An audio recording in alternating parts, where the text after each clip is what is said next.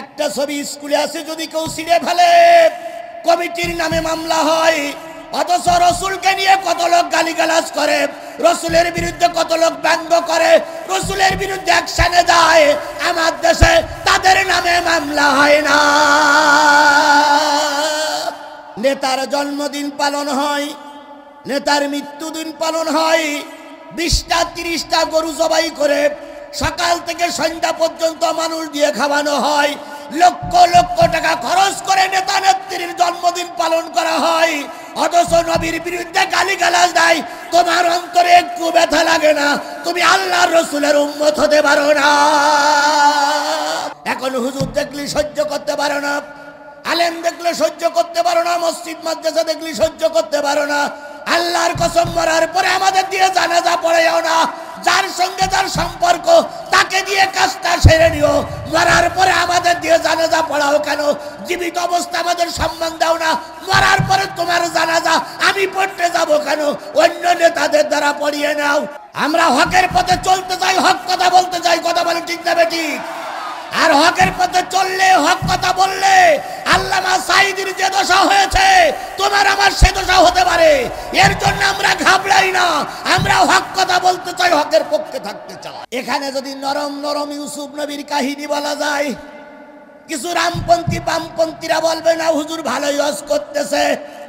যেই না রামপন্থী বামপন্থীদের গায়ে জ্বালা চড়বে, ওরাই বলবে ইয়ে হুজুরির নামাইয়া দাও। সুতরাং আবুল আহাব এই এলাকায়ও কম বেশি আছে। এখানে যদি নরম নরম ইউসুফ নবীর কাহিনী বলা যায়, কিছু রামপন্থী বামপন্থীরা বলবে না হুজুর ভালোই ওয়াজ করতেছে। যেই না রামপন্থী বামপন্থীদের গায়ে জ্বালা চড়বে, ওরাই বলবে ইয়ে হুজুরির নামাইয়া দাও। সুতরাং আবুল আহাব এই এলাকায়ও কম বেশি আছে।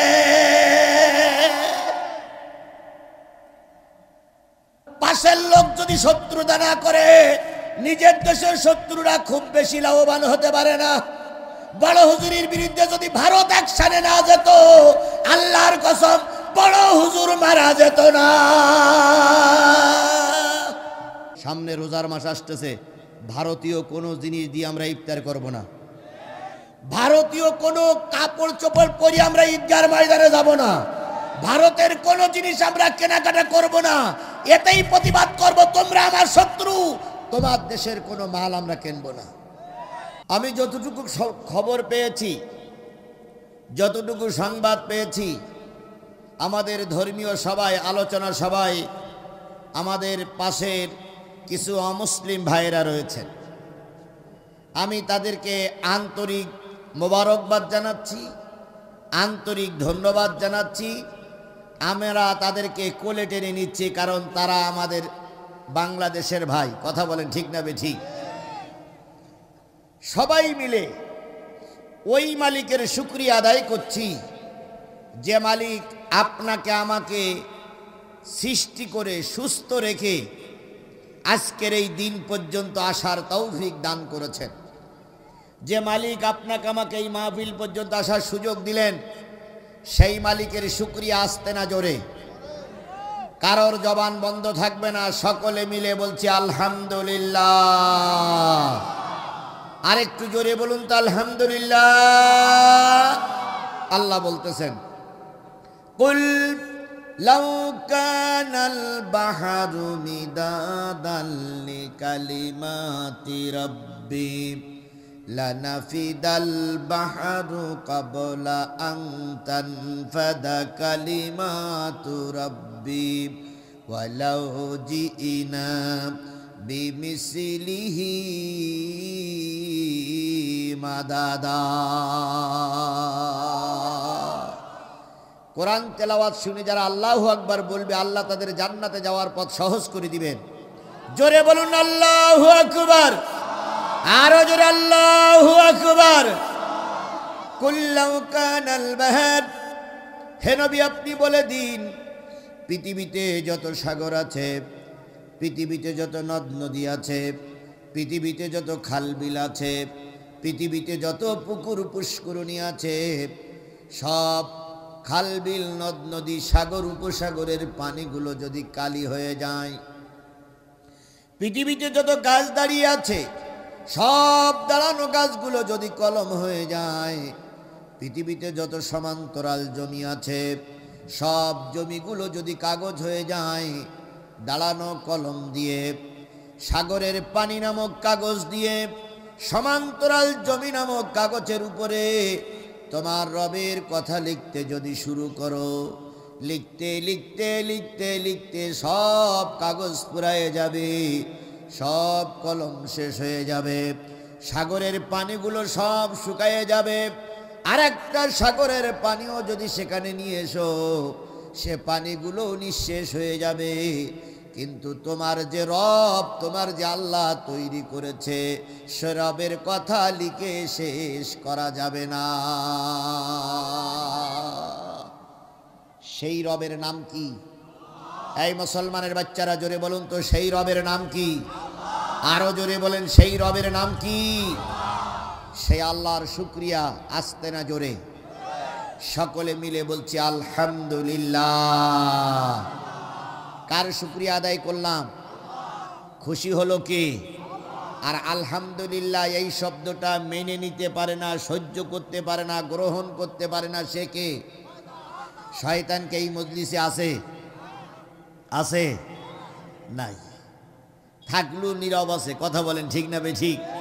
এখন শয়তান আছে কিনা একটু পরীক্ষা করে দেখব। আচ্ছা, আপনারা কি শয়তান দেখেছেন কেউ কোনো দিন? আজকেই দেখা যাবে, এখনই দেখা যাবে। যদি বলেন হুজুর দেখান, খেয়াল করেন আমার দিক, শয়তান দেখা যাবে। আলহামদুলিল্লাহ বললে খুশি হলো কে? আর আলহামদুলিল্লাহ এইটা মেনে নিতে পারি না, সহ্য করতে পারিনি কে? তাহলে এবার আলহামদুলিল্লাহ বলার সময় ডাইনে বামে সামনে তাকাবেন। যদি জবান না খোলে, যদি আলহামদুলিল্লাহ না বলে, তাহলে পিছন দিক থেকে দুই বগলের নিচে দুখান হাত দিয়ে উঁচু করে ধরে বলবেন হুজুর এই সেই শয়তান। বলা যাবে?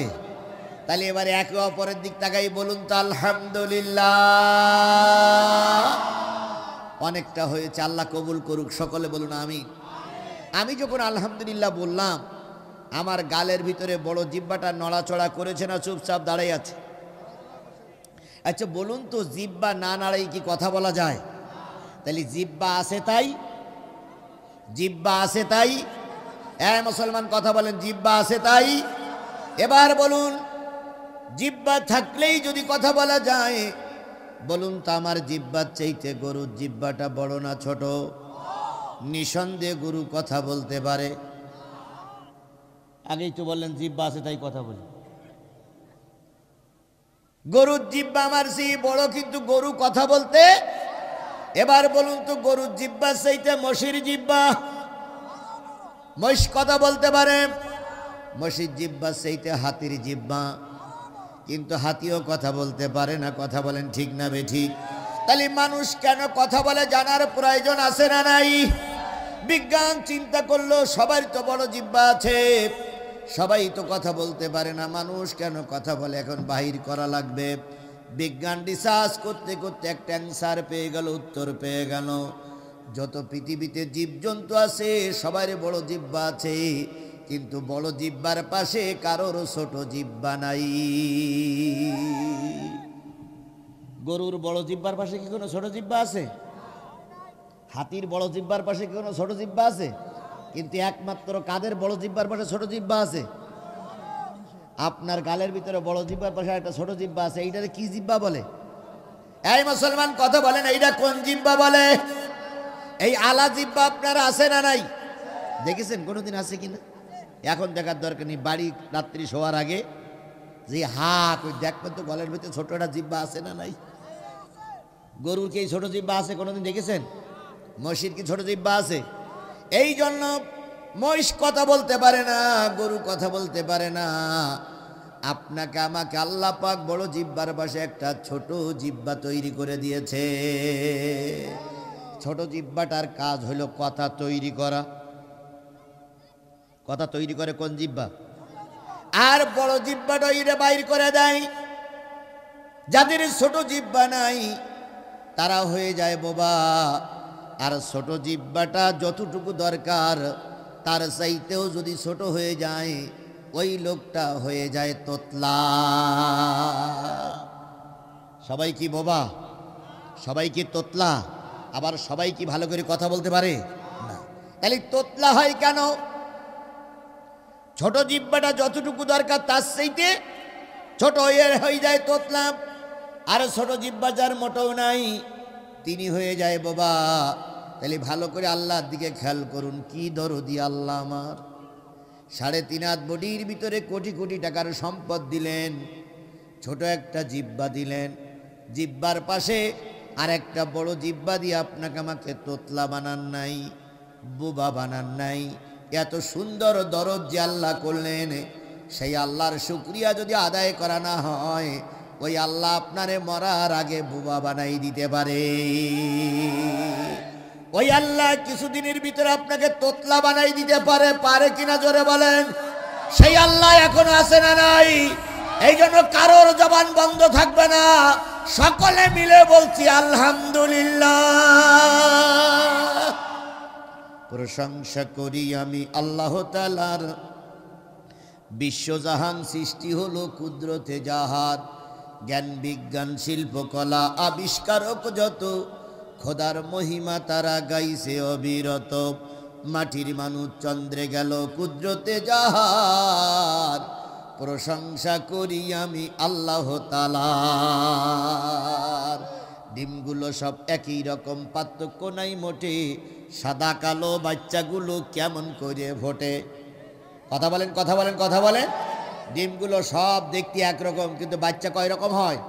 সাদা কালো হলুদ বিভিন্ন রকমের হয়। কথা বলেন ঠিক না বে ঠিক? ডিমগুলো সব একই রকম, পার্থক্য নাই মোটে, সাদা কালো বাচ্চাগুলো কেমন করে ফোটে। আমরা সবাই বাস করি একই পৃথিবীর অঙ্গে, হাতের লেখা মুখের চেহারা মেলে না কারোর সঙ্গে, আর মেলে না গলার আওয়াজ বুড়ি আঙুলির টিপ। আল্লাহ তাআলা আছেন একজন, প্রমাণ হইল ঠিক। বিশ্ব মানবতার শ্রেষ্ঠ বন্ধু, সমস্ত নবী রাসূলদের শ্রেষ্ঠ রাসূল, আমাদের প্রিয় ভাজন নেতা, যার আদর্শে আদর্শিত হই আমি মুসলমান। কথা বলেন ঠিক না বে ঠিক? যার মাথার টুপি আমার মাথায়, যার মুখের দাড়ি আমার মুখে, যার গায়ের জামা আমার গায়ে, সেই আদর্শবান নেতা, জননন্দিত নেতা, সারা জীবন উম্মতের জন্য করন্দনকারী নেতা, কবরে বসে করন্দনকারী নেতা, রোজে মহশরের ময়দানে করন্দনকারী নেতার নামে দুরুদ আর সালাম সবাই মিলে বলছি সাল্লাল্লাহু আলাইহি ওয়াসাল্লাম। বন্ধুগণ বলুন তো, নবীর চাইতে ভালো মানুষ পৃথিবীতে কেউ ছিল? বর্তমান কেউ আছে? কিয়ামত পর্যন্ত সকল বিজ্ঞান, দুর্বীক্ষণ অনুবীক্ষণ যন্ত্র দিয়ে যদি গোটা পৃথিবীতে মানুষ তালাশ করে বেড়ায়, নবীর চাইতে ভালো মানুষ আর খুঁজে পাওয়া যাবে না। ওই নবীকে ভালোবাসলে জীবনের সব গুনাহ কি হয়ে যাবে? আরো জোরে বলেন, ওই নবীকে ভালোবাসলে জীবনের সব গুনাহগুলো কি হয়ে যাবে? কে বলেছেন? আল্লাহ বলেছেন। নবী বলেছেন তো বলেছেন, কে বলেছেন?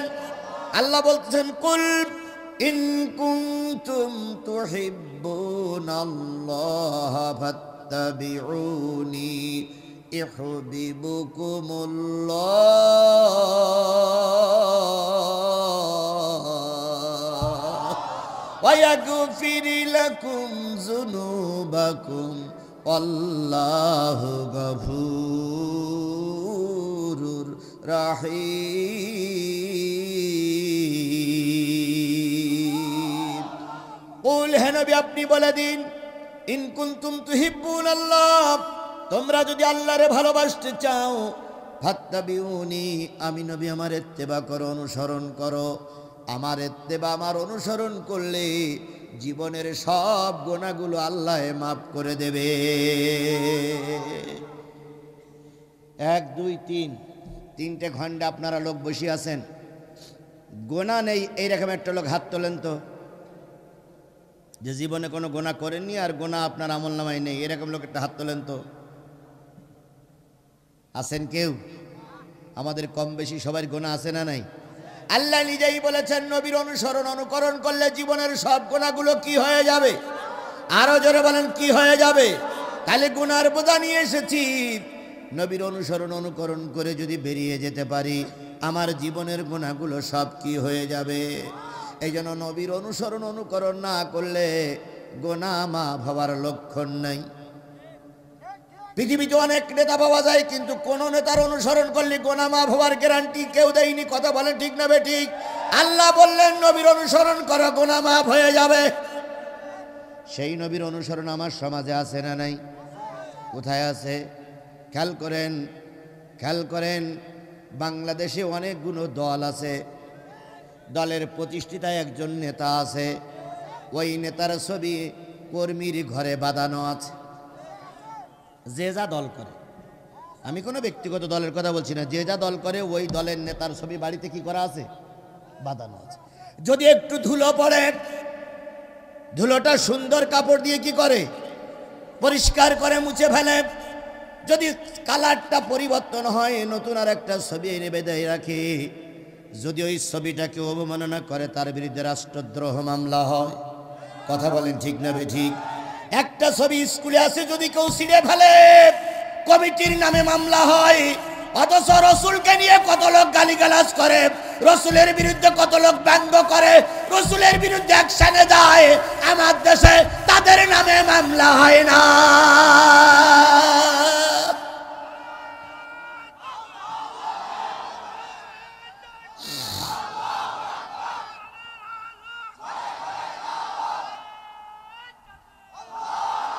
নেতার জন্মদিন পালন হয়, নেতার মৃত্যুদিন পালন হয়, 20টা 30টা গরু জবাই করে সকাল থেকে সন্ধ্যা পর্যন্ত মানুষ দিয়ে খাওয়ানো হয়।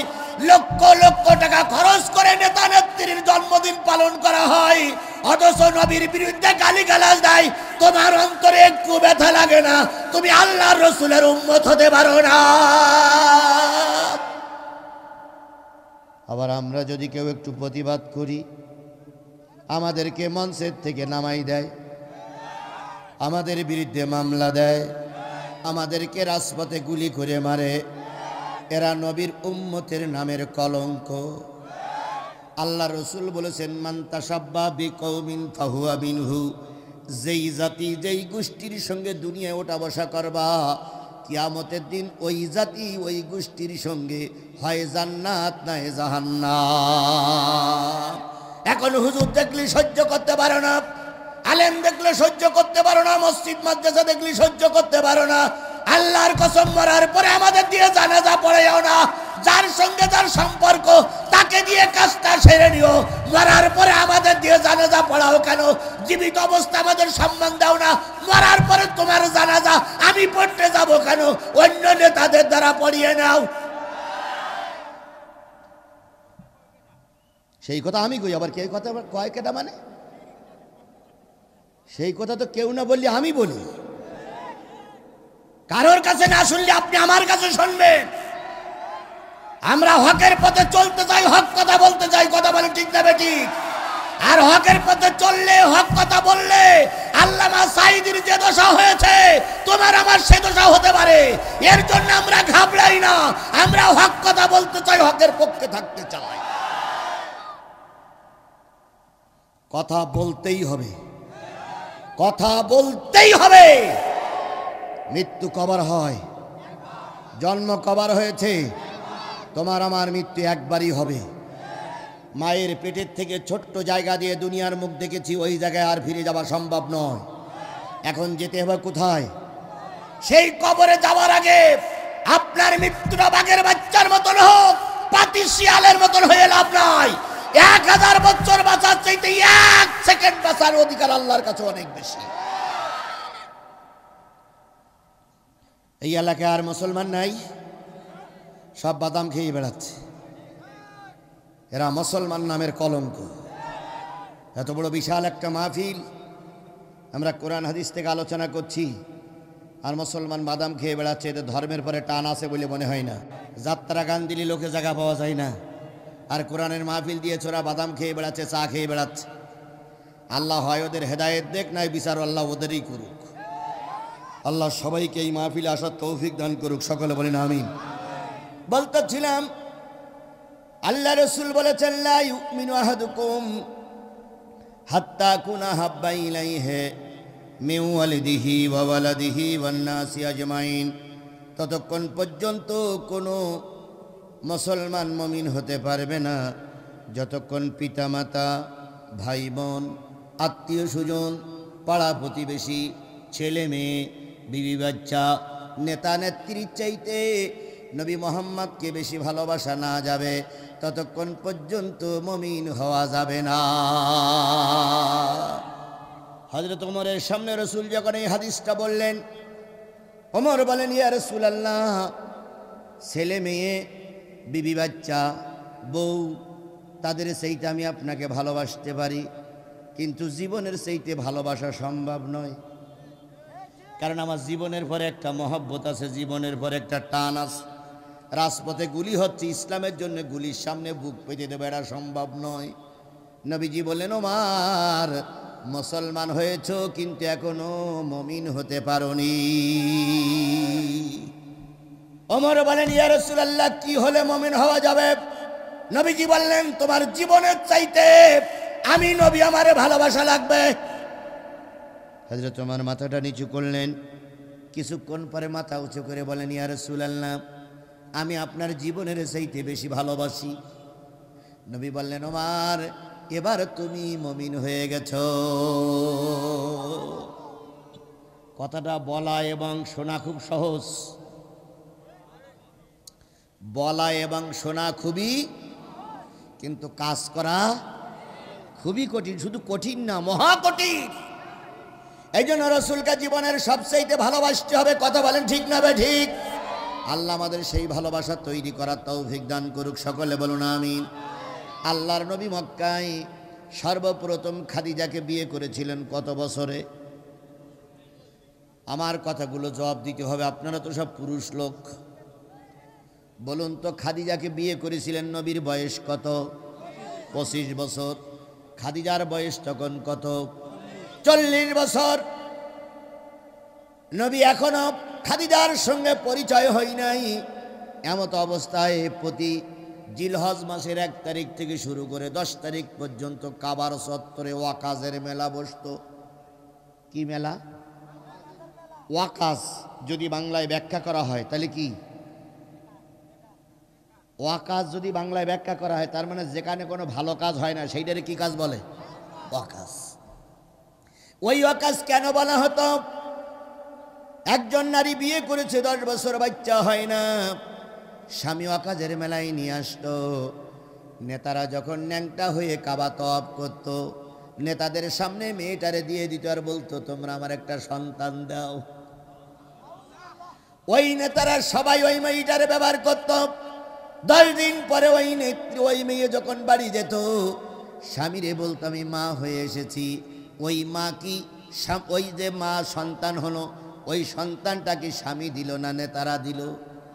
নেতাদের মাধ্যমে আল্লাহ দিয়েছে। এখন বিয়ে বৈধ স্বামী না হয়ে নেতাদের মাধ্যমে সন্তান নেওয়াটাই হলো ওয়াকাজের মেলা। আজকে আমাদের সমাজে তাই চলছে। বৈধ স্বামী বাদেও অনেক জায়গায় মেয়েরা সময় দিয়ে মা হচ্ছে। এখন ওয়াকাজের মেলায় আসতেছে 2 জন 3 জন। হযরতে জায়েদের বাবা হারেস আর হারেসের স্ত্রী কয়জন? 3 জন। ওয়াকাজের মেলায় আসতে পারি নাই, দূরে মরুভূমিতে সে বাধা পড়ে গেল, জায়গা পর্যন্ত যেতে পারছে না। ওখানে টিম টিম করে একটা আলো জ্বালিয়ে 3 জন শুয়ে পড়ল। দূর থেকে সোনার ছেলেরা দেখলো ওখানে টিম টিম করে আলো জ্বলতেছে, তাহলে নিশ্চয়ই ওখানে মাল আছে। মরুভূমিতে যখন আলো জ্বলতেছে তখন ওখানে গেলে কি পাওয়া যাবে? মাল পাওয়া যাবে। চলে গেল সন্ত্রাসী বাহিনী, গুন্ডা বাহিনী, হারেসের স্ত্রীকে বেঁধে ফেললো। 10 বছর তোমাদের মতন তোমরা ছোট হবে, সে ভালো করে খেয়াল করো, আমার দিকে খেয়াল করো। তোমাদের মতন 10 বছর একটা ছেলে, নাম কি বললাম? জায়েদ। নাম কি বললাম? আমার উত্তর দাও, তোমরা নাম কি বললাম? জায়েদ। জায়েদকে নিয়ে ওয়াকাজের মেলায় বিক্রি করলো। কে কিনবে, কার কাছে বিক্রি হবে? ওই বাচ্চাটারে কিনলেন হযরতে খাদিজাতুল কুবরা রাদিয়াল্লাহু তাআলা আনহু। এখনো নবীর সঙ্গে বিয়ে হয়নি। কিছুদিন পরে নবীর সঙ্গে পরিচয় হয়ে গেল। বাসর রাত্রিতে খাদিজার সঙ্গে নবীজির প্রথম দেখা। খাদিজা বললেন, মোহাম্মদ, আব্দুল্লাহর বেটা মোহাম্মদ, দেওয়ার মতন কিছু নাই, দ্বিতীয় কিছু পারবো না, শুধু এই ছোট্ট বাচ্চাটারে তোমার খাদেম বানায়া দিলা। কয় বছরের বাচ্চা? 10 বছরের বাচ্চা। কে কিনে নিয়েছিলেন? এখন বিয়ের রাত্রিতে কাকে দিলেন? নবী মোহাম্মদকে দিলেন। এবার আল্লাহর নবী ওই জায়েদকে নিয়ে চলাফেরা করে আরো 15 বছর হয়ে গেল। নবীর বয়স এখন কত? 40। নবুয়াত পাইলেন। নবুয়াত পাওয়ার পর যারা বন্ধু ছিল তারা সব শত্রু হয়ে গেল।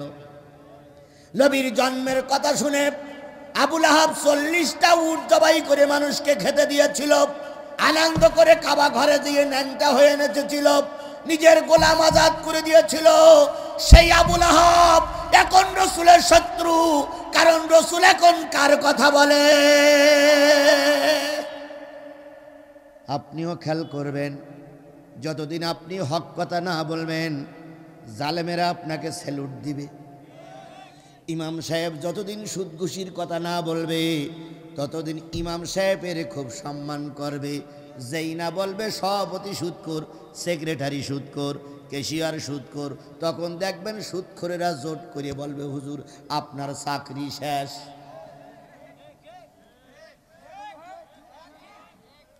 এখানে যদি নরম নরম ইউসুফ নবীর কাহিনী বলা যায়, কিছু রামপন্থী বামপন্থীরা বলবে না হুজুর ভালোই ওয়াজ করতেছে। যেই না আপনি কোরআনের হক কথাগুলো বলবেন সেই রামপন্থী বামপন্থীদের গায়ে জ্বালা চড়বে। ওরাই বলবে ইয়ে হুজুরির নামাইয়া দাও। সুতরাং আবুল আহাব এই এলাকায়ও কম বেশি আছে।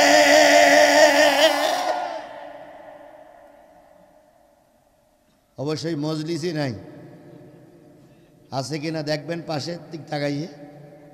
সুদখোরের কথা বললে দেখবেন মুখ টুক কালো হয়ে উনি মনে মনে ভাববে যে কর্তৃপক্ষ মনে হয় সুদীর কথা বলিতেছে। ঘুষখোরের কথা বললে, জেনার কথা বললে, বেবিচারের কথা বললে ওই দোষ যাদের আছে তারাই খেপে যায়। কথা বলেন ঠিক না বে ঠিক? বড় হুজুর যতদিন পর্যন্ত কোরআনের রাজ প্রতিষ্ঠা করার জন্য আন্দোলন না করেছিলেন ততদিন পর্যন্ত আপামর জনগণের কাছে ভালো ছিল। কথা বলেন ঠিক না বে ঠিক? যেই দিন থেকে বললেন বাংলার জমিন আল্লাহর, এখানে আল্লাহর আইন চলবে, সেই দিন থেকে আমাদের দেশের কিছু লোক তার বিরোধিতা করতে শুরু করেছে। অতীতে ছিল, এখন আছে না নাই? আরো জোরে বলেন আছে না নাই? আল্লাহ ওদের হয় হেদায়েত দেখ, নাই আবু জেহেলের যে দশা হয়েছিল ওদের সেই দশাই করুক। বদদোয়া আমরা কারোর জন্য করবো না, লাইন ধরিয়ে দেবো। কোন দিক যাবা সেটা তোমার ব্যাপার। তুমি বীরগঞ্জে যাবা না কাহারুল যাবা সেটা তোমার ব্যাপার। আমরা শুধু লাইন ধরিয়ে দিতে পারি। হেদায়েত আমাদের কাছে নাই, হেদায়েত কার কাছে? আল্লাহর নবী কালামিন বলা হলো, সাদিক বলা হলো, মাহবুব বলা হলো, পিয়ার পিয়ারি বলা হলো। নবী যেই না কালেমার দাওয়াত দিলেন আপন লোকেরা সব কি হয়ে গেল? এই মুসলমান কথা বলেন, আপন লোকেরা সব কি হয়ে গেল? আবুল আহাব পর হয়ে গেল, আবু জেহেল পর হয়ে গেল। নিজের আত্মীয় স্বজনদের দ্বারা কি বলে প্রতিবন্ধকতার শিকার হলো। এমন কি এই শত্রুতার জেরে পার্শ্ববর্তী দেশেও চলে গেল। পার্শ্ববর্তী দেশটা ছিল মদিনায়। ভালো করে বলো বোঝো মুসলমান, পাশের লোক যদি শত্রুতা না করে নিজের দেশের শত্রুরা খুব বেশি লাভবান হতে পারে না। বড় হুজুরের বিরুদ্ধে যদি ভারত অ্যাকশনে না যেত, আল্লাহর কসম বড় হুজুর মারা যেত না। এ ভারত আমাদের প্রকাশ্য শত্রু। মুসলমানদের প্রকাশ্য শত্রু হলো ভারত। কথা বলেন ঠিক না বে ঠিক? এরা যুগে যুগে ইসলামের বিরোধিতা করেছে, আজও করছে। কথা বলেন, কথা বলেন। আমরা বড় দেশ বলে প্রতিবাদ করতে পারি না, কিন্তু আমরা অন্তত এ কথা বলতে পারি, এ কথা বলে প্রতিবাদ করতে পারি। সামনে রোজার মাস আসতেছে, ভারতীয় কোনো জিনিস দিয়ে আমরা ইফতার করব না। ভারতীয় কোনো কাপড় চোপড় পরে আমরা ঈদগাহর ময়দানে যাব না। ভারতের কোনো জিনিস আমরা কেনাকাটা করব না। এতেই প্রতিবাদ করব তোমরা আমার শত্রু, তোমার দেশের কোনো মাল আমরা কিনবো না।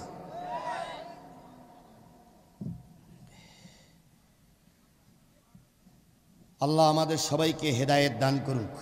আমার ভাইয়েরা, প্রতিবাদের ঝড়, প্রতিবাদের অ্যাকশন মক্কা থেকে চলে গেল কোথায়? মদিনায়। যে ছেলেটারে কিনে নিয়েছিলেন এই ছেলেটার নাম কি বললাম? জায়েদ। জায়েদের চাচা অ্যাকশনে গেল, মোহাম্মদকে মেরে দিতে হবে, মোহাম্মদকে মেরে দিলে আমাদের ধর্ম চিরকাল টিকে থাকবে। নবীকে মারার জন্য, আমি কোনো বানানো কথা বলছি না, আলেমরা পাশে বসা, নবীরে মারার জন্য তরবারিতে ধার দিয়ে গোপনে গোপনে নবীর সামনে চলে আসলো। কে এসেছে? জায়েদের চাচা, হারেসের ভাই, জায়েদের চাচা। কোরআন শরীফে একজন সাহাবীর নাম আছে, একজন সাহাবীর নাম আছে। সেই সাহাবীর নাম কি? আবু বকর, ওমর, আলী। তাহলে কোন সাহাবীর নাম আছে? জায়েদ। কেবলমাত্র একজন সাহাবীর নাম আছে কোরআন শরীফে, সেই সাহাবীর নাম কি? জায়েদ। জায়েদের চাচা তরবারিতে ধার দিয়ে আসলো নবীকে মারার জন্য। খুঁজে খুঁজে নবীকে পেয়ে গেল। নবীজির হাঁটুর সঙ্গে হাঁটু লাগায়া পরিকল্পনা করতেছিলেন কখন তরবারি বাহির করবে। নবীরে হত্যা করলে পথের কাঁটা দূর হয়ে যাবে। অল্পক্ষণের ভিতরে জায়েদের চাচা, হারেচের ভাই, ওই লোকটি খেয়াল করলেন নবীর পিছনে 25 বছরের একটা টকবগে যুবক দাঁড়ায় আছে। এই ছেলেটা নবীর বডিগার্ড। সুবহানাল্লাহ বলবেন না? এই হারেচের ভাই জায়েদের চাচা চিন্তা করলেন এই দাঁড়ানো ছেলেটার চেনা চেনা মনে হয়, যেহেতু কত বছর আগে হারিয়ে গেছে না, 15 বছর আগে হারিয়ে গেছে, 10 বছরে হারিয়ে গেছে, আর এখন মাঝখানে কয় বছর চলে গেছে, 15 বছর দেখাশোনা নাই। দেখে চেনা চেনা মনে হয়। নবীর মারার চিন্তা বাদ দিয়ে ছেলেটার কাছে জিজ্ঞেস করছে, তোমার নাম কি? ছেলে বলেন, আমার নাম জায়েদ। বাবার নাম মুহাম্মাদুর রাসূলুল্লাহ সাল্লাল্লাহু আলাইহি সাল্লাম। মার নাম খাদিজাতুল কুবরা। আসলে কি তাই? নবীর পিছনে যে ছেলেটা দাঁড়ায় রয়েছে ওই ছেলেটার নাম হলো জায়েদ, বাবার নাম কি? হারেস। কিন্তু এই 15 বছরে বাপ মা বাদ দিয়ে নবীকে এই বাপ ডেকেছে, খাদিজাকে কি ডেকেছে? মা ডেকেছে। হারেসের ভাই জায়েদের চাচা বললেন, না রে যুবক, তোমার আর একটা পরিচয় আছে, বলা যাবে কি? যুবক বললেন, আমি অন্য কোনো পরিচয় বিশ্বাস করি না, আমার বাবার নাম মোহাম্মদ। এবার জায়েদের চাচা হারেসের ভাই বললেন, ও মোহাম্মদ, এই ছেলেটার আপনি কোথা থেকে কিনেছেন? খাদিজা ঘরের থেকে আওয়াজ দিলেন, আমি ওয়াকাজের মেলার থেকে কিনে নিয়েছি। জায়েদের চাচা হারেসের ভাই নবীকে মারার পরিকল্পনা বাদ দিয়ে সোজা চলে গেলেন মদিনায়। যে বললেন, ভাই ভাবি, 15 বছর আগে হারানো সন্তানের খোঁজ আমাদের শত্রু নবী মুহাম্মাদের কাছে পাওয়া গেছে। বেধর্মী অমুসলিম ভাইরা যারা আছেন, দোহাই আপনাদের, আমার ধর্ম আর আপনার ধর্ম, আমার কোরআন আর আপনার বেদ, আমার কোরআন আর আপনার বাইবেল, আমার কোরআন আর আপনার ত্রিপিটক, আমার কোরআন আর আপনার মহাভারত মিলান আকাশ পাতাল পার্থক্য। আমরা প্রতিশোধে বিশ্বাস করি না, আমরা ক্ষমায় বিশ্বাস করি। কথা বলেন ঠিক না ঠিক?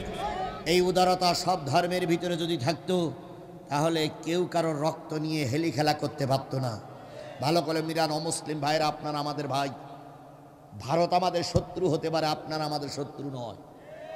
আমাদের দেশের আমাদের বাবরি মসজিদ বলে সব মসজিদ যদি ভারত ভেঙে ফেলে, আপনাদের একটা মন্দির ভাঙা হবে না, এর নাম ইসলাম। ওরা যদি সব মুসলমানকে কচুকাটা করে, আপনাদের গায়ে একটা ফুলের টোকা দেব না আমরা, এর নাম ইসলাম। আমরা আপনারা আমাদের পবিত্র আমানাত। কথা বলেন ঠিক না ঠিক? আল্লাহ রসুল বলেছেন, কোনো মুসলিম অধ্যুষিত এলাকায় কোনো অমুসলিমের উপরে যদি অত্যাচার করা হয়, কিয়ামতের দিন আমি নবী অমুসলিমদের পক্ষ অবলম্বন করব আর মুসলমানদের বিরুদ্ধে আল্লাহর দরবারে নালিশ করব। এর নাম ইসলাম। আমার ভাইয়েরা, ভালো করে খেয়াল করুন, হৃদয়ের কান দিয়ে শুনুন, হৃদয়ের চোখ দিয়ে দেখার জন্য চেষ্টা করুন।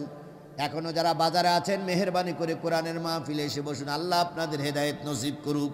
আমার ভাইয়েরা, যে জিনিসটা বোঝাতে চাচ্ছিলাম সেটা হলো, জায়েদের চাচা উঠে চলে গেলেন।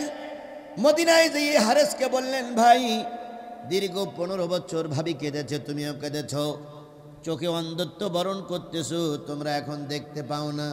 তবে তোমরা যার জন্য কেঁদেছ, তোমাদের সেই সন্তান জায়েদকে কার দরবারে পাওয়া গেছে? এই মুসলমান, কথা বলেন, কার দরবারে পাওয়া গেছে? এবার কিছু টাকা নিয়ে হারেস আর হারেসের স্ত্রী চলে আসলো নবীর কাছে জায়েদকে নেওয়ার জন্য। জায়েদের মা হারেসের স্ত্রী নবীর সামনে বসে বলতেছি, ইয়া রাসূলুল্লাহ,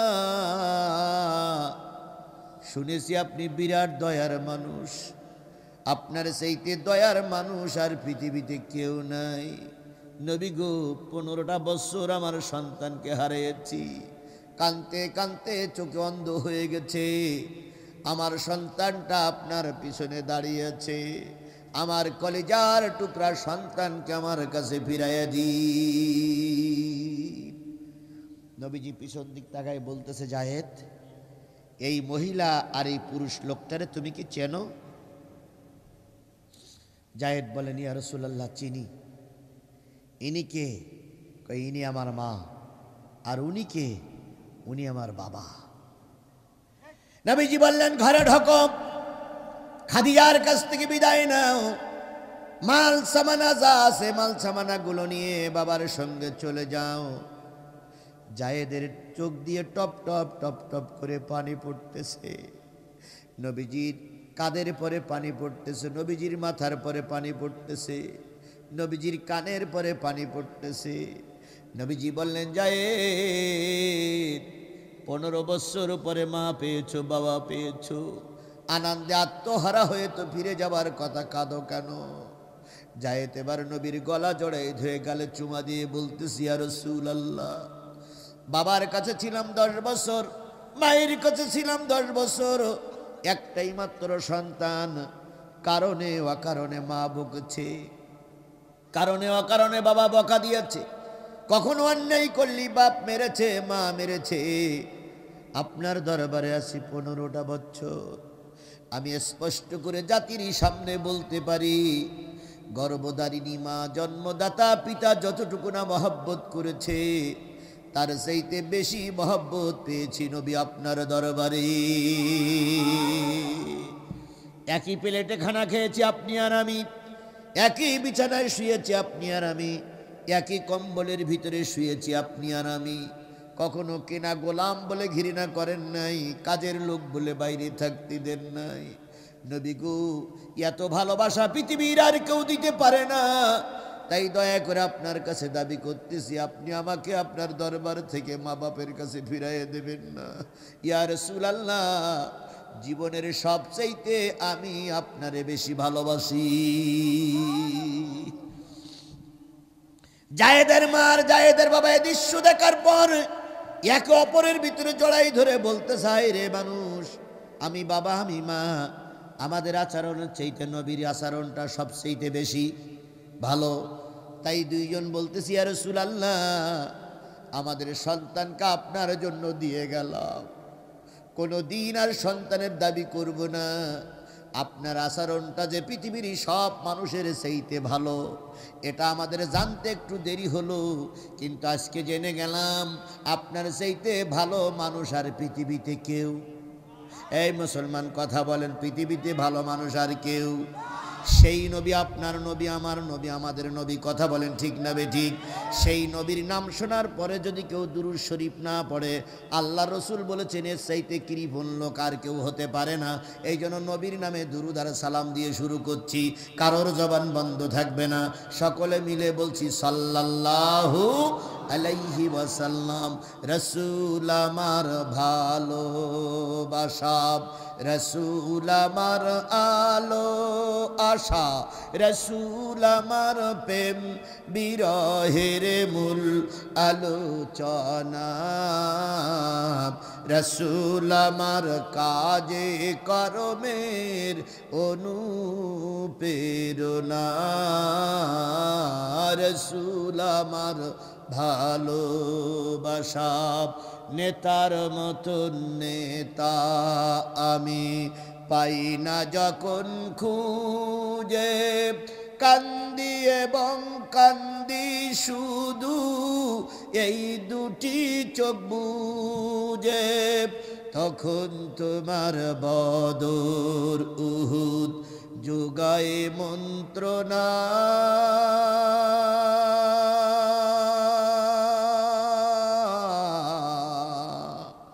রসুল আমার কাজে কর্মের অনুপ্রেরণা, রসুল আমার ভালোবাসা।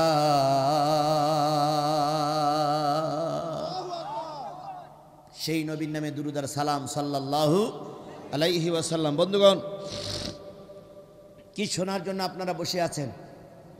আমি কিসের থেকে আলোচনা করছি? এই মাহফিলটার নাম কি? তাফসিরুল কোরআন মাহফিল। তাফসিরুল কোরআন মাহফিলে কোরআন থেকে আলোচনা হোক, এটাকে আপনারা চান? সবাই চান? সবাই চান? আপনারা যদি নাও চান, আমাকে চাইতে হবে, কারণ আপনারা আমাকে ডেকে নিয়ে আসছেন কি বলার জন্য, আর আপনাদের দাওয়াত করে নিয়ে আসছেন কমিটি কি শোনানোর জন্য। তাহলে আপনারাও দাওয়াতি মেহমান, আমরাও দাওয়াতি মেহমান। আমার দাওয়াত করিয়ে আনছে যে হুজুর আপনি কি বলবেন, আর আপনাদের দাওয়াত করিয়ে আনা হয়েছে যে সাতক্ষীরার হুজুর আসবে আপনাদের কি শোনাবে। তাহলে আপনারাও দাওয়াতি, আমি দাওয়াতি। আমি কোরআন বলবো, আপনারা কোরআন শুনবেন। কি কথা ঠিক না বে ঠিক? তাহলে আমি কোরআন থেকে আলোচনা করছি। যদি কোরআন থেকে শেষ পর্যন্ত আলোচনা করে আপনারা কি থাকতে রাজি আছেন? শুনতে রাজি আছেন? চলুন আবার কোরআনে যে আল্লাহ বলতেছেন, ওয়াইদা কুরিয়াল কোরআন লাহু ওয়া আনসিতু লাআল্লাকুম তুরহামুন। তোমাদের সামনে যখন কোরআন পড়া হবে, এই কোরআনগুলো তোমরা চুপচাপ বসে বসে শোনো, চুপচাপ শোনো।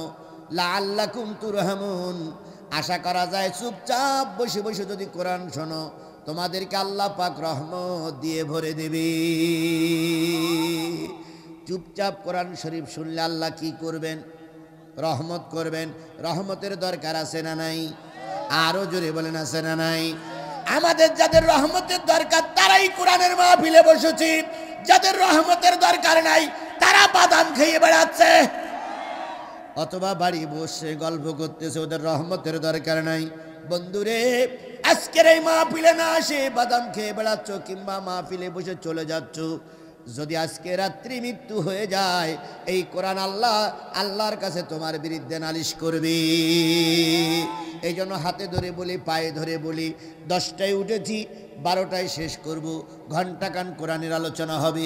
আল্লাহর বান্দা যদি শরীরে মুসলমানের রক্ত থাকে, বাপ যদি মুসলমান হয়, মা যদি মুসলমান হয়, বিয়ের সময় যদি মৌলবি ডেকে তোমার বাপ মার বিয়ে হয়ে থাকে, যদি রক্তের ভিতরে ভেজাল না হয়ে থাকে, দয়া করে কোরআনের মাহফিলে এসে বসো।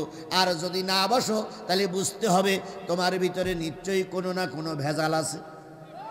আল্লাহ আমাদের সহি বুঝদান করুক, সকলে বলেন আমিন।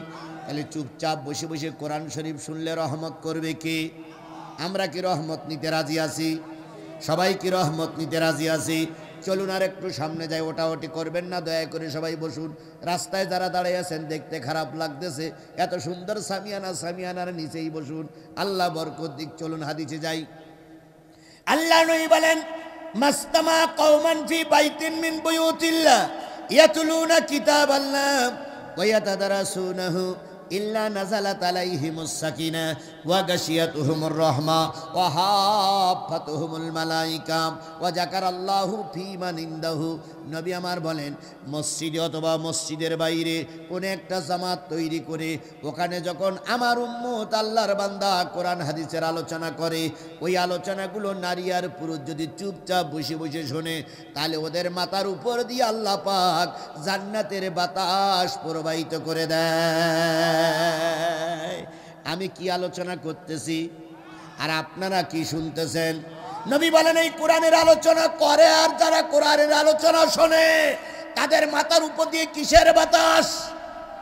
রহমতের বাতাস, জান্নাতের বাতাস প্রবাহিত হয়। দুনিয়ার জান্নাত যাদের সহ্য হচ্ছে না, বিশ্বাস করো মরার পরে আল্লাহর জান্নাত পাবা না। সুতরাং দুনিয়ার জান্নাতের এই বাতাসে আপনারা বসুন, আল্লাহ হেফাজত করুন। তাহলে যারা কোরআন হাদিস শুনবে আর বলবে, তাদের মাথার উপর দিয়ে কিসের বাতাস? রহমতের বাতাস। ইল্লা নাযালাত আলাইহিমুস সাকিনা ওয়া গাশিয়াতুহুমুর রাহমা। মাথার উপরে সামিয়ানা থাক আর না থাক, ফেরেশতারা রহমতের সামিয়ানা দিয়ে ওদের কি করে? ঢেকে রাখে, যাতে করে কোনো ক্ষতি না হয়, শয়তান ওদের ওয়াসওয়াসা না দেয়, ওদের যেন কোনো বিপদ না হয়, ওদের যেন কোনো রোগ শোক না হয়, ওদের যেন শয়তান কোনো ধোঁকা দিতে না পারে। এই জন্য ফেরেশতারা রহমতের সামিয়ানা দিয়ে কি রেখেছে? ঢেকে রেখেছে। আজকে ফেরেশতার সামিয়ানার নিচে তুমি আসতে পারলে না, ও মুসলমান, শয়তান তোমারে ধরে রেখেছে। খোদার কসম, মৃত্যুর সময় হয়তো ঈমান নিয়ে মরতে পারবে না। ওয়াহাফাতুহুমুল মালায়েকা। ফেরেশতারা চারিপাশে গোল হয়ে দাঁড়ায় গেছে। আপনারা ফেরেশতা দেখতে পাচ্ছেন না, কিন্তু ফেরেশতা আপনাকে দেখতেছে। হাফাতুহুমুল মালায়েকা। এই মাহফিলের চারিপাশে সব ফেরেশতারা কি হয়ে গেছে? এই ফেরেশতা শুধু এখানে দাঁড়াই না, আসমান পর্যন্ত, একজনের কাঁধের পর আরেকজন, আরেকজনের কাঁধের পর আরেকজন, এভাবে কোথাও আসমান পর্যন্ত চলে গেছে। ওরা দোয়া করতেছে, আল্লাহ তোমার এক বান্দা 600 কিলোমিটার দূর থেকে এসে তোমার নাজিলকৃত কোরআন সূরা সফের 3টা আয়াত পড়েছে, ওই 3টা আয়াতকে কেন্দ্র করে আলোচনা করছে, আর তোমার বান্দারা সামনে বসে বসে চুপচাপ শুনতেছে। আমরা দোয়া করতেছি, আল্লাহ এরা যখন মাহফিল শেষ করে বেরিয়ে যাবে, এদের জীবনের সব গুনাহগুলো মাফ করে দাও। তাহলে যতক্ষণ থাকবেন ততক্ষণ দোয়া করবে কারা? ও বন্ধু, ফেরেশতাদের দোয়ার প্রয়োজন আছে না নাই? জোরে বলেন, আছে না নাই? আল্লাহর নবী যদি এখানে থেমে যেতেন, আমিও আজিজুল থেমে যেতাম। ওয়া যাকারাল্লাহু ফী মান ইনদাহু। আল্লাহ তার নিকটতম ফেরেশতাদের ডেকে বলো, ফেরেশতারা পূর্ব মাহানপুর রংপুরিয়াপাড়া জামে মসজিদের সামনে তাকায় দেখো, আমার এক বান্দা সূরা সফের 3টা আয়াত তেলাওয়াত করেছে, তেলাওয়াতকৃত আয়াতের তাফসীর করতেছে, আর আমার বান্দা বান্দারা সামনে বসে বসে শুনতেছে। বান্দিরা পরিবেশের ভিতরে একটা পর্দার ভিতরে শুনতেছে। তোমরা সাক্ষী থাকো, আমার চারিপাশে যত ফেরেশতা আছে সাক্ষী থাকো। আখিরি মোনাজাত করে ওরা যখন বাড়ি যাবে, ওদের কারোর আমল নামায় একটাও গুনাহ থাকবে না। গুনাহ কি আপনার আমল নামায় এখন আছে? কম বেশি আছে না নাই? এই গুনাহগুলো আল্লাহ বলে দিলেন সব মাফ হয়ে যাবে। আপনারা কিছু লোক মনে করতে পারেন যে হুজুরা কত রকম বাড়াই বলে, মাফ হবে কি দলিল আছে? দুনিয়ার একটা উদাহরণ দেই। এখন বাংলায় কি মাস? ফাল্গুন মাস। মেহগনি গাছের পাতা এখন সব পড়ে গেছে না আছে? পড়ে গেছে। এখান থেকে 1 মাস আগে পাতা ছিল না পড়ে গেছিল? ছিল, এখন নেই। মেহগনি গাছের তলায় গিয়ে দাঁড়ালে মনে হয় গাছটা কি হয়েছে? মারাই গেছে, এর আর পাতা বাহির হবে না। আরো 15 দিন পর ওই মেহগনি গাছের তলায় যান, যেয়ে দেখবেন গাছটা পুরাই নতুন পাতায় ভরে গেছে। কথা বলেন ঠিক না বেঠিক? পুরনো পাতাগুলো ফেলে দিল কে? নতুন পাতাগুলো গজাইল কে? একটা মেহগনি গাছে যদি পুরাতন পাতা ফেলে দিয়ে নতুন পাতা দিয়ে আল্লাহ পাক ভরপুর করে দিতে পারে, পুরাতন পাতা নামক গুনাহ নিয়ে কোরআনের মাহফিলে এসেছি, তওবা করে এখান থেকে বেরিয়ে যাব। সামনে রোজার মাস আসতেছে, আল্লাহ আমলনামায় একটাও গুনাহ রাখবে না। বুঝাইলে যারা বোঝে তারা আবু বকরের সঙ্গে জান্নাতি, আর বুঝাইলে যারা বোঝে না তারা কার সঙ্গে জাহান্নামী? আবু জেহেলের সঙ্গে জাহান্নামী। এখন যদি আপনি না বোঝেন, নবী আবু লাহাবের বুঝাতে পারিনি, আমিও আপনার বুঝাতে পারবো না। কিছু লোক বলে ও হুজুররা কত রকম বলে, এরকম পাকা মুসলমান আমার সমাজে আছে না নাই? তাহলে আল্লাহ আপনাদের পরে রহমত করুক। একটা ঘন্টা, মাত্র একটা ঘন্টা আল্লাহ কোরআনের মাহফিলে বসে শেষ মোনাজাত করে বাড়ি যাওয়ার তৌফিক দান করুক। সকলে বলুন তো আমিন। আরেকটু জোরে বলুন তো আমিন। আরেকটু জোরে বলেন আমিন। তাহলে কোরআনের আলোচনা চলবে, থাকবেন তো আপনারা? কারা কারা থাকতে রাজি আছেন একটু দুই হাত উঁচু করে আল্লাহরে দেখান তো। আল্লাহ এই হাতগুলোরে কবুল করুক। আরো জোরে বলেন, হাত নামান। আপনারা হাত উঁচু করে কারে দেখালেন? নিশ্চয়ই আল্লাহ দেখেছে না? উপরে সামিয়ানা আছে বলে আল্লাহ দেখতে পাইনি? পাইছে? তাহলে হাত উঁচু করেছেন কি শুনবেন, আর আমি হাত উঁচু করেছি কি বলবো? তাহলে আমরা সবাই ওয়াদা করেছি না ভাই? আমি ওয়াদা করেছি কি বলবো, আর আপনারা হাত উঁচু করেছেন কি শুনবেন? তাহলে ওয়াদা করে যদি কেউ খেলাপ করে, আপনাদের দিনাজপুরের ভাষায় তারে কি বলে? মুনাফিক। যারা হাত উঁচু করেছেন, যদি আমার মোনাজাতের আগে আপনি চলে যান, ফেরেশতা কাঁধে বসে আছে না, ওরা লিখবে আল্লাহ এ মুনাফিক। কারা কারা যাবেন? যান। আল্লাহ হেফাজত করুক, আল্লাহ হেফাজত করুক। সমাধান চাও যদি জীবনে মরণে, ফিরে চাও খুঁজে নাও চোখ রাখো কুরআনে। সমাধান চাও যদি জীবনে মরণে, ফিরে চাও খুঁজে নাও চোখ রাখো কুরআনে। এ বাণী সকলের নয় শুধু মুমিনের, যারাই চলবে মেনে ফল পাবে কোরআনের। ঘরে বলো কিংবা রাষ্ট্রে বলো, অশান্তি দূর করে শান্তি আনে। সমাধান ও সমাধান চাও যদি জীবনে মরণে, ফিরে চাও খুঁজে নাও চোখ রাখো কুরআনে। সেই কোরআনের মাহফিল আল্লাহ কিছুক্ষণ কবুল করুক। সকলে বলুন আমিন। আরেকটু সামনে যান। অকাল আল্লাযীনা কাফারু লা তাসমাউ লিহাযাল কোরআন। কাফেরেরা বলে এই কোরআন যেন তোমরা শুনো না। কারা বলে? এই মুসলমান স্পষ্ট করে বাঘের বাচ্চার মতন বলুন তো, কারা বলে? কি বলে? এই কোরআন যেন তোমরা শুনো না। এ জাতীয় কাফের কি আমাদের দেশে আছে? জোরে বলেন আছে? থাকলেও দিনাজপুরি নাই, দিনাজপুরি থাকলেও বীরগঞ্জে নাই, বীরগঞ্জে থাকলে এখানে নাই। কই আছে একটু দেখাই দেন। এখানেই আছে, বুঝবেন কি করে? আল্লাহ বলতেছে কাফেরদের কাজ হলো ওরা বলে কোরআন শুনো না। দেখেন বাংলাদেশে যাত্রা হয়, নিষেধ করে না। সিনেমা চলতেছে, ন্যাংটা নিষেধ নাই। কথা বলেন ঠিক না বে ঠিক? পয়লা বৈশাখে মেয়েদের নাচাতি নাচাতি কাপড় খুলে ফেলে, নিষেধ হয় না। 26শে মার্চের দিন কাপড় খুলতে খুলতে সব খুলে ফেলে, নিষেধ হয় না। কিন্তু কোরআনের মাহফিলে অনেক জায়গায় 44 ধারা জারি হয়। আল্লাহ বলতেছে কোরআন শুনতে যারা নিষেধ করে ওরা কি? ওর মাথায় যদি টুপি থাকে,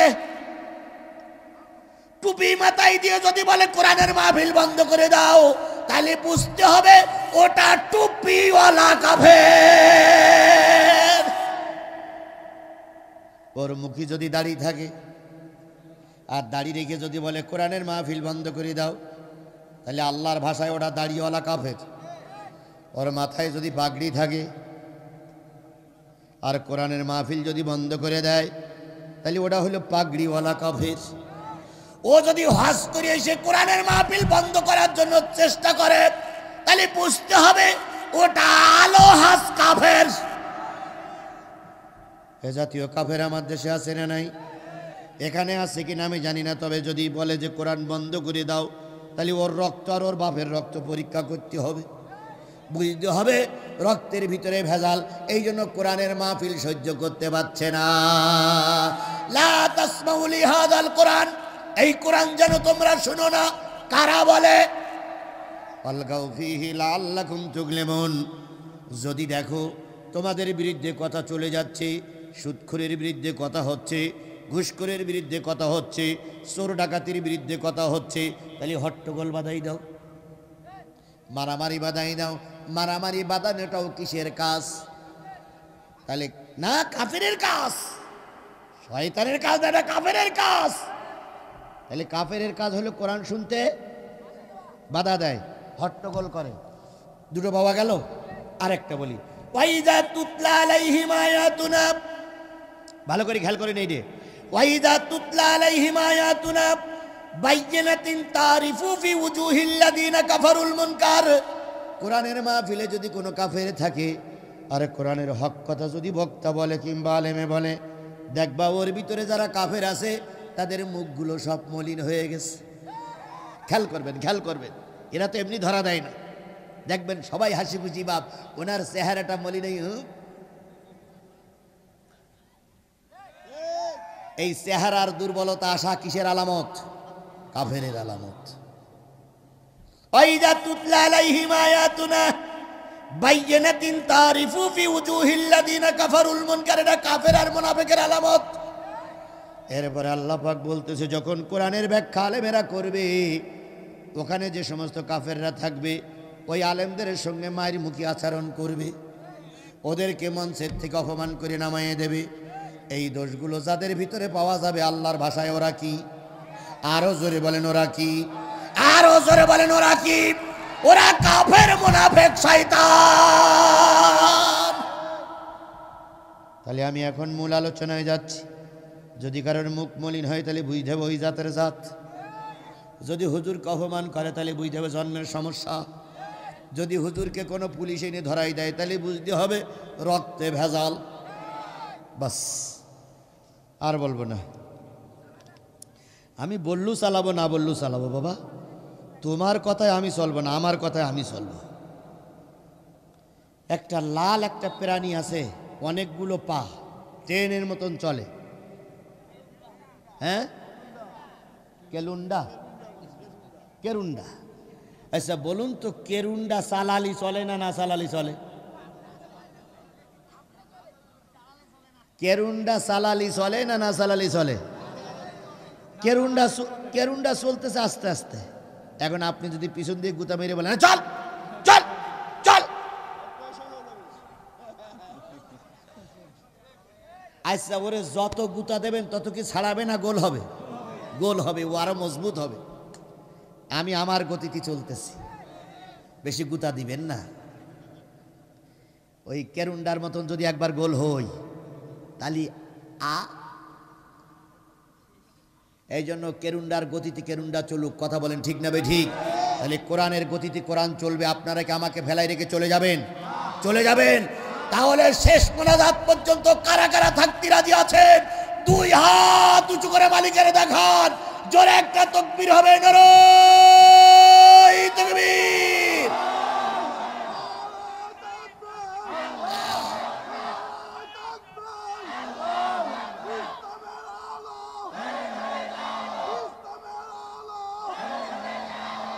আল্লাহ এই হাতগুলোরে কবুল করুক। আরো জোরে বলেন। দিকে দিকে আজ শুধু হয় না, চারিদিকে রক্তের বন্যা। এই দিকে দিকে আজ শুধু হয় না, চারিদিকে রক্তের বন্যা। তবুও সত্যের কথা মোরা বলবই, জিহাদের ধ্বনি মোরা তুলবই। মমিন তো কোনো ভয় পায় না, মমিন তো ঘরে বসে রয় না। আলেয়ার মতো আলো, লোভ লালসা মোহ, মমিনের কাছে সব তুচ্ছ। আলেয়ার মতো আলো, লোভ লালসা মোহ, মমিনের কাছে সব তুচ্ছ। ফাঁসির রশি তারা পড়বে গলে, ফাঁসির রশি তারা পড়বে গলে। মমিন তো ক্ষমা ভিক্ষা চাবে না। দিকে দিকে আজ শুধু হয় না, রাজপথে রক্তের বন্যা। তবুও সত্যের কথা মোরা বলবই, জিহাদের ধ্বনি মোরা তুলবই। মমিন তো কোনো ভয় পায় না, মমিন তো ঘরে বসে রয় না।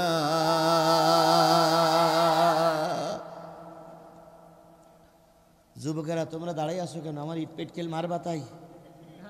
তাহলে বসো বাপ, তোমাদের নিয়েই আমার চলা, কারণ আমরা এখন বুড়ো হয়ে গেছি।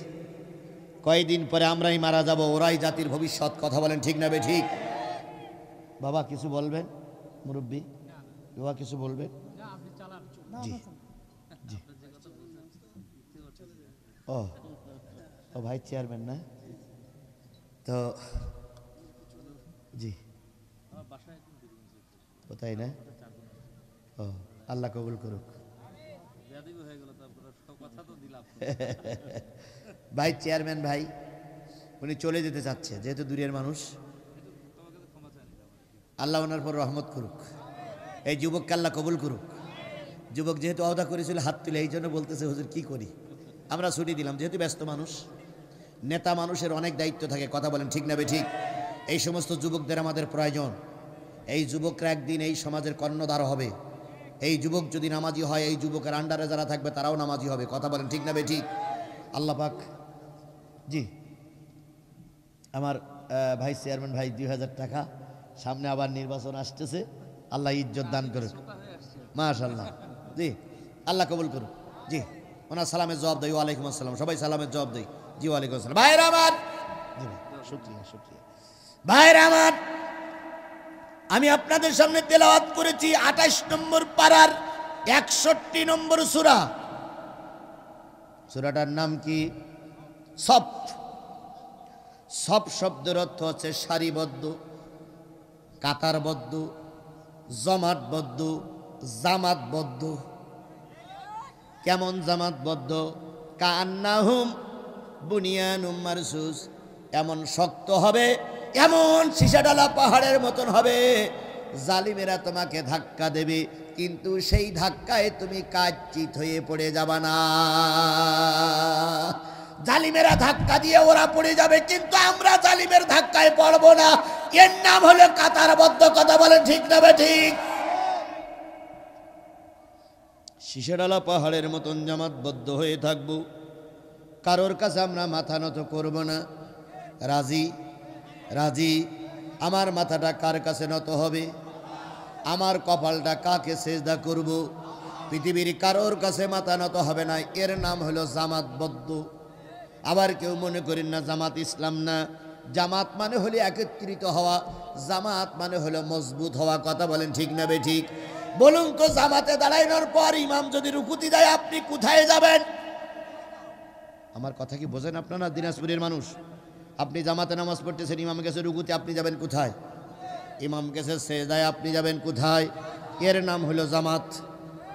এর নাম কি? ঠিক তদ্রূপ ইসলামী আন্দোলনের নেতা কর্মী, ইসলামী আন্দোলনের সিপাহ সালাররা যে অর্ডার করবে, ওই অর্ডার মেনে নেবার নাম হলো কাতারবদ্ধ। দুই একজন লোক মারা যেতেই পারে, তাতে আমরা একটু ব্যথা পাই, কিন্তু ভেঙে পড়ি না। তবে দেখেন আল্লাহর ওলিদের কথাগুলো কেমন কায়দায় যেন 100 কাজে লাগতেছে।